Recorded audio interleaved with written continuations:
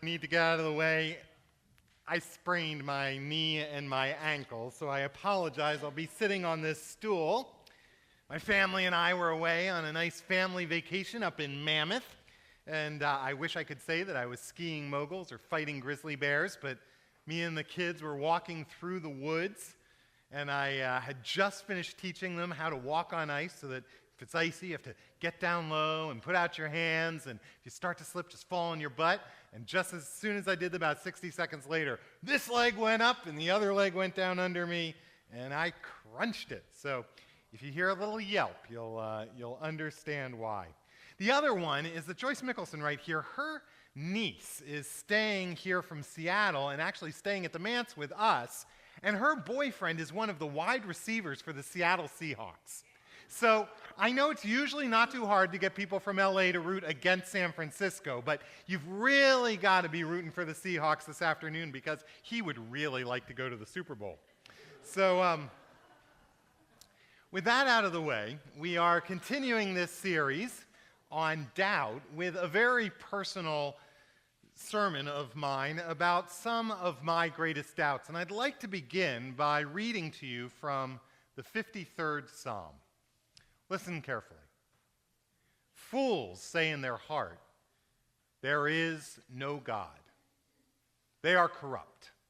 They commit abominable acts. There is no one who does good. Oh. God looks down from heaven on humankind to see if there are any who are wise, who seek after God. They have all fallen away. They are alike perverse. There's no one who does good, no, not one.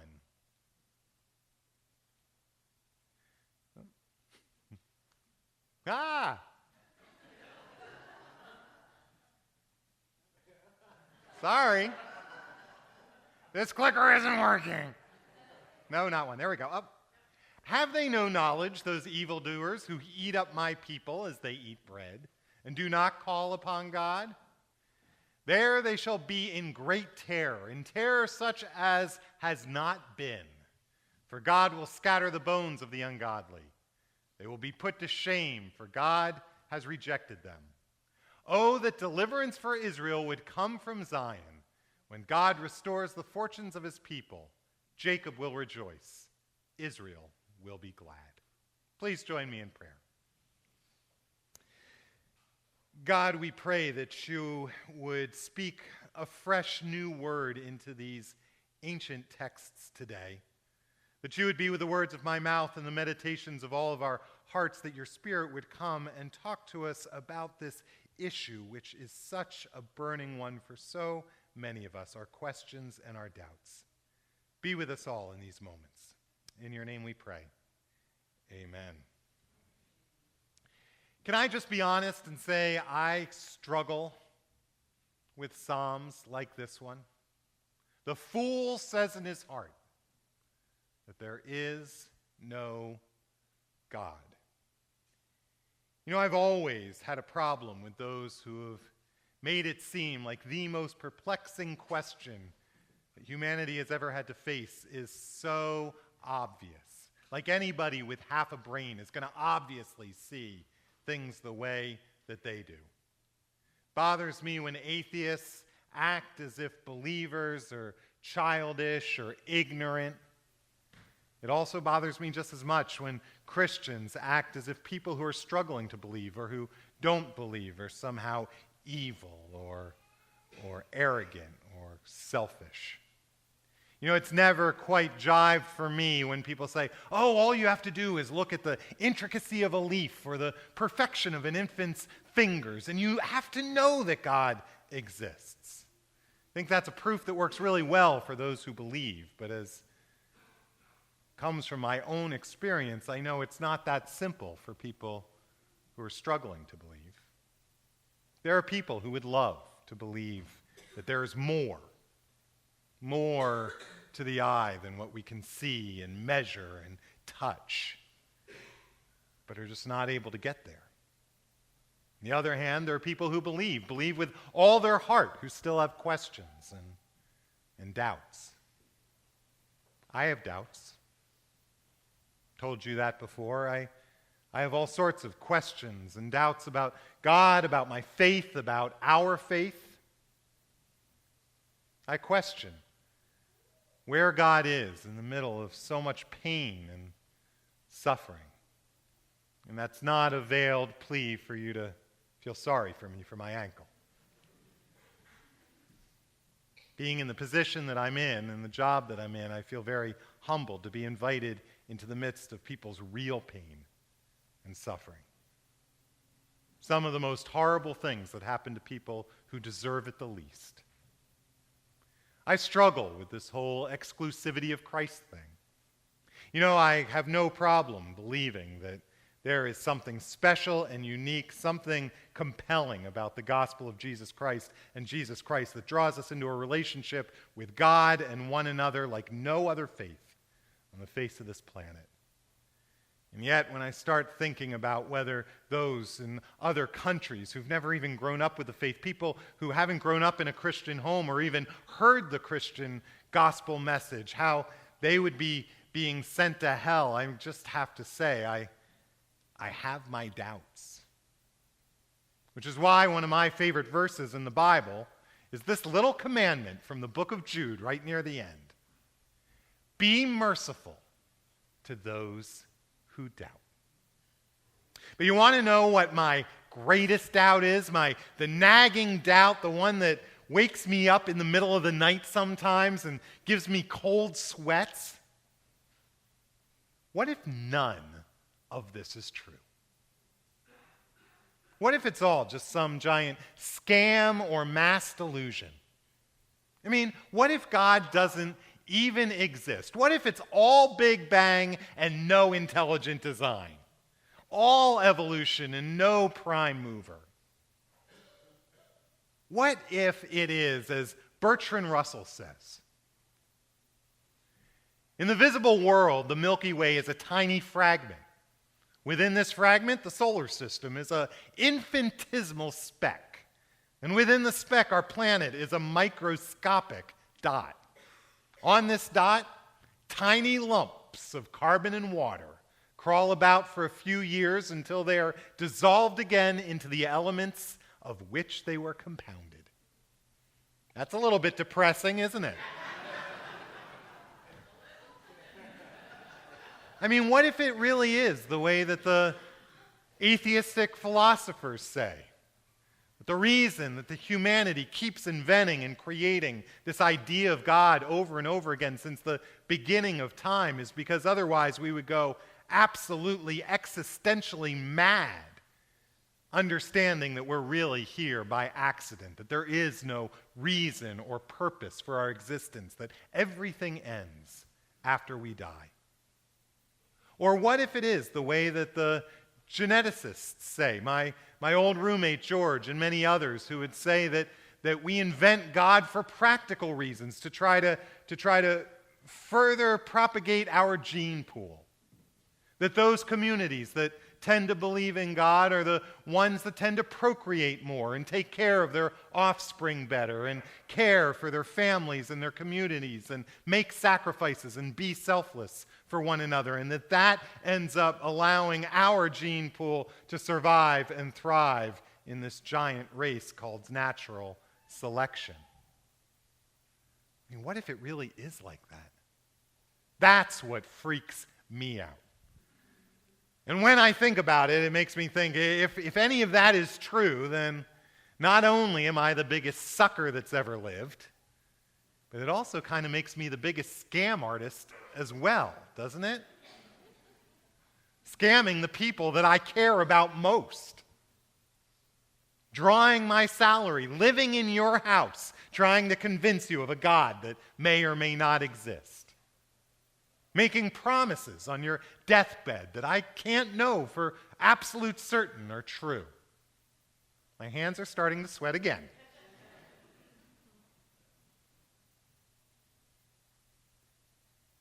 There's a part of me that just wishes that it could be certain. That this faith of ours wasn't so dependent on, well, faith. I mean, I know what Paul says in the book of 1 Corinthians, "For now we see only a reflection, as in a mirror, but then we shall see face to face. Now I know in part, but then I shall know fully, even as I am fully known." And I just wish there was a little bit more certainty and a whole lot less mirror. Well, today we continue on with this series on nagging doubts as I spill my guts to you what my greatest doubts are. And one of the reasons I wanted to do this series in the first place is because I feel like I am a living example of a very firm conviction that I hold that our doubts and our questions are not a bad thing. In fact, they are a very good and important and integral part of our faith. And that if we are willing to face our doubts and our questions head on, if we're willing to ask the tough questions and to wrestle and struggle with our doubts and to pick our faith apart and then put it back together, that we will always ultimately end up with a much stronger faith. That ultimately we will become much more comfortable with our questions and our doubts. In fact, in this one question, whether God exists or not, what made all of the difference for me was being willing to face those questions head on, to really look into them, to study them, and to try to allow myself to go there. When I was growing up, I grew up outside the church, and I had a very scientific mind view. And I always thought growing up that if it couldn't be measured and proven and touched and seen, then it was silly or ignorant to believe in it. I never had a problem thinking that seances and Ouija boards were silly, or poltergeists and ESP and all of that sort of thing. But why wouldn't I have the same kind of skepticism for the existence of a God? But as I looked into it closer and closer, as I studied science through high school and college more and more, what I discovered was that those who are at the very top of their fields in the sciences, people who would have every reason to want to believe that there is no God, that we are going to explain away and understand everything there is to be understood, that even those people, once they had discovered all they had discovered and knew all that they knew and researched everything, that even they were saying that science cannot prove or disprove God. That science cannot say that there's more than meets the eye, that there's more out there than what we can touch and see and measure and feel. I love the fact that the man in charge of the Human Genome Project has said, it's actually a little bit awkward. I feel kind of embarrassed. Here I am dissecting the human mapping, trying to explain away everything through science, and yet I am not convinced that there isn't a God. He said, I would love to be an atheist. But the problem is, I guess I don't have enough faith to be an atheist. I think of people like Albert Einstein, who was a staunch atheist in his earlier years because he assumed that either he or someone else was going to discover all there was to be discovered, was going to figure it all out and be able to explain everything without the existence of God. And yet the further he went and the more he discovered and the more he knew, the more and more he opened the door not just to the possibility of God, but to actually believing in God, to the point that by the time he died, Einstein was once again a very devout Jew. Think of people like Stephen Hawking, who's made quite a name for himself, going back and forth. First saying, oh no, we're going to figure it all out. I can explain the existence of the universe without a God. And then changing his mind and saying, no, actually, I don't think it is possible to explain the universe without the existence of God. And then going back again and saying, no, I think maybe I'll be able to. And what that tells me is if the greatest minds in the world, people far smarter than me who are giving their lives to trying to discover the truth, are saying, it could go either way. We can't prove or disprove whether there's more than what we can see and measure and touch. In fact, if there's one thing that I am sure of, is that there's a whole lot more to our world than what we've proven so far. In fact, it's the story of our lives, isn't it? Story of humanity. I mean, we keep finding these radical new discoveries which changes everything and turns everything on its ear. First, the world was flat, and then it was round, and then the sun revolved around the earth, and then the earth revolved around the sun, and then the very man who said that time travel is impossible discovers the theory that makes it possible. We say the smallest particle is an atom, and then it's an electron, and then it's a fermion and hadron and boson, and then it's a quark, and then it's the anti-quark, and now what are they calling it? The Higgs boson. They think they have an idea that they're going to be able to prove that it exists. The smallest particle on Earth. And the one thing I know for sure is how arrogant would it be of me to actually believe that it's only what we have, quote unquote, proven so far that I am allowed to believe in. When I'm pretty sure that probably CNN is preparing a story for tonight that's going to blow everything out of the water and teach us of some new discovery that's going to turn everything on its ear. And so once I came to that conviction that I thought there was real intellectual honesty in the fact that we can't be absolutely positive one way or another, whether this is all that we can see is all that there is or whether there's more. And suddenly the choice became really easy to me. Because let's not make any mistake about it, what you believe matters. In fact, it matters immensely. As I said 2 weeks ago, atheists, agnostics, firm believers, they all have the exact same set of contradictory and inconclusive evidence to work from. But we all have to make a choice. A choice about which set of questions and doubts, which set of inconclusive data we're going to live our lives under. And the choice we make will make all the difference in how we understand our world and ourselves, the reason that we're here, the purpose of our lives, in how we treat ourselves and treat others and work in this world. It'll make all the difference. Which for me really brought me right back to that famous wager that Blaise Pascal was always talking about. You remember it, don't you, most of you? Pascal's wager. Pascal, this French aristocrat, famous, brilliant mathematician from France, the guy who invented the first calculator and public transportation system, probability theory, and therefore the mathematics of risk management. He was the one who first proved that a vacuum exists, out of which set up the grounds for quantum physics and the atomic bomb and space exploration.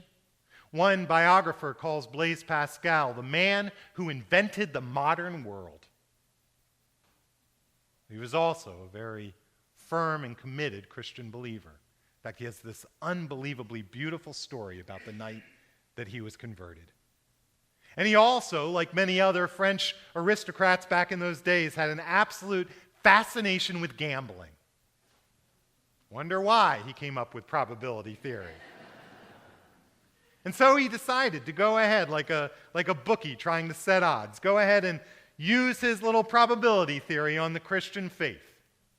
And he came up with this very, very simple explanation. He said, look, plain and simple, it doesn't get any simpler than this. There really are just two possibilities when it comes to God. Either God exists or God doesn't exist. And then there's just two choices that we have to face on the most important question that will face us in our lives. To either believe that God exists and live like it, or to believe that God doesn't exist and live like that. And he said those two possibilities and those two questions make four possible realities in our lives. Either God exists and we live like it, or God exists and we don't live like it. Or God doesn't exist and we live as if God does, or God doesn't exist and we live as if God doesn't. And then he goes on to unpack what each of those possibilities looks like.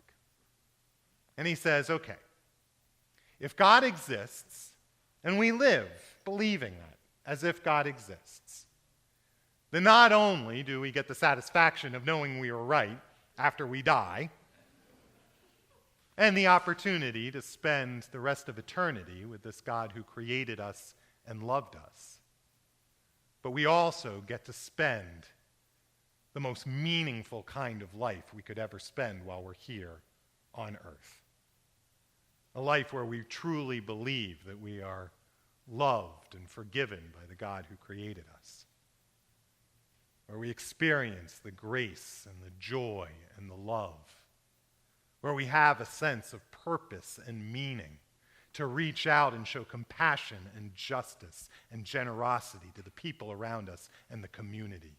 We have a sense of connectedness with others like no other way of living. Then he said, if we live as if God exists, we believe that God exists, but God does not exist, we still get all the advantages of living that fuller, more meaningful kind of life while we're here. And then we just find out that we were wrong after we die. Or, he says, we actually probably won't even know that, because if there is no God, we will most likely just cease to exist, and so we'll never even know. On the other hand, if God doesn't exist, and we live life as if God doesn't exist, believing God doesn't exist, then we miss out on all of the good things about living a Christian life while we're here in this world, all for the satisfaction of knowing that we were right after we've died. But once again, we won't know that we were right because we'll just cease to exist. And then the final option is the worst of all worlds. If God doesn't exist, or if God does exist, but we live as if God doesn't exist. And not only do we live out on all the benefits of living this more meaningful, more connected life based on love and mercy and grace and forgiveness here in this life, but we will be around after we die to find out that we were wrong.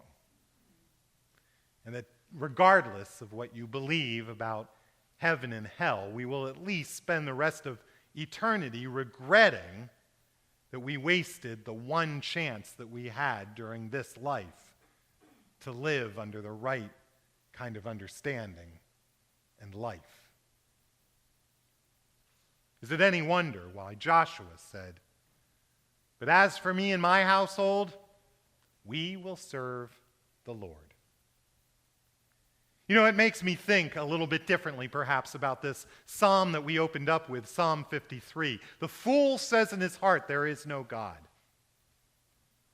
You know, maybe what he was saying isn't, oh my gosh, it's as clear as the nose on your face. You know, how you can only look, all you have to do is look at a leaf and you have to know that God exists. Maybe he's not saying that people who struggle to believe that there's more than we can see are fools.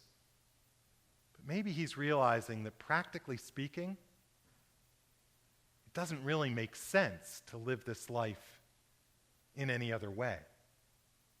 I mean, even the famous atheist, philosopher from Harvard, Robert Nozick, he conceded one time. He said, you know, practically speaking, I'm an atheist, but probably the very best way to go through life is to imagine the kind of God and immortality that leads you into the most meaningful, moral, connected, joyful life you can, and then live as if that were true. And I'm not nearly so cynical, but I do understand that what he's saying. Because there is a choice to be made. And it makes a huge difference in the kind of life we're going to live, in how we make it. We have to decide whether we're going to go through life praying or not. whether we're going to spend our life worshiping or withholding our worship. Whether we're going to believe that we are here for a reason, that we have purpose and meaning to being here, and it's about serving and building up and being connected to each other, or not. And as I think about it that way, it becomes obvious to me that this choice is not just about estimating probabilities, but it's about an investment in the kind of life I'm going to have, and the kind of life that I am going to live. That we all have to make some sort of choice. Maybe we will find out and we will know, and it's what I trust and what I hope, that we will know everything after we die. But we have to make a choice on this side of the door. And to put it off is in itself making a certain kind of choice. It became obvious to me that my life is a ballot that I get to cast. A ballot as far as my vote on whether God exists or doesn't. Given that choice, it's the easiest decision I've ever made. It's a decision that I would make 100 times out of 100. And one that I have never regretted one day since. The fool says in his heart, there is no God.